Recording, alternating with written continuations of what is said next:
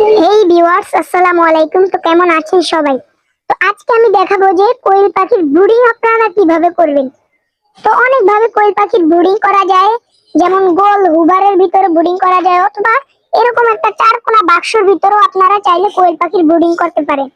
তো কোয়েল পাখির ব্রুডিং এর জন্য সবচেয়ে পারফেক্ট হচ্ছে এরকম একটা বাক্স। এরকম একটা যদি আপনারা বাক্স পান, তাহলে আপনাদের কোয়েল পাখির ব্রুডিং নিয়ে কোনো চিন্তা থাকবে না। এই একটা বাক্সে আপনারা 100 থেকে 150 পিস কোয়েল পাখির বাচ্চা ব্রুডিং করতে পারবেন। তো এই যে আমি এখানে আমার 120 পিসের মতো কোয়েল পাখির বাচ্চা আছে। এগুলা এক সপ্তাহ এই বাক্সের ভিতরেই আমি ব্রুডিং করেছি। তো এই বাক্সটির ভিতরে আছে শুধু 100 ওয়াটের লাইট, একটা পানির পাত্র, আর এর নিচে এই জায়গায় আমি খাবার দিয়ে দিই। তো দেখেন, এই সিম্পল একটা সেটআপের ভিতরে আপনারা 120 থেকে 150টা কোয়েল পাখির বাচ্চা ব্রুডিং করতে পারবেন।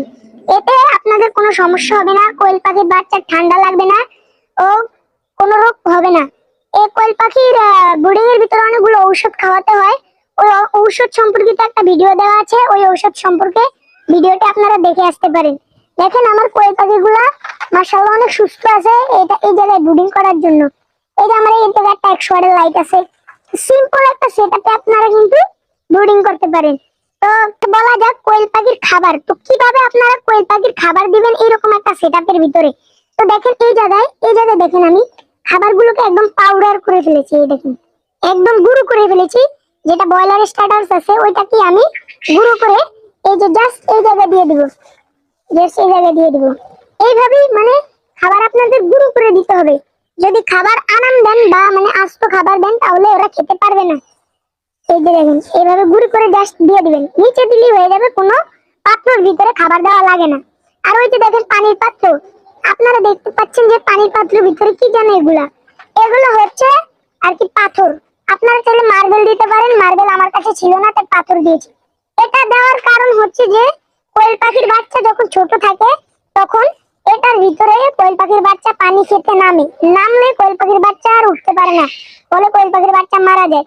প্রথমে আমি যখন ফুটিয়েছি কোয়েল পাখির বাচ্চা, তখন অনেক কোয়েল পাখি এভাবে মারা গেছে।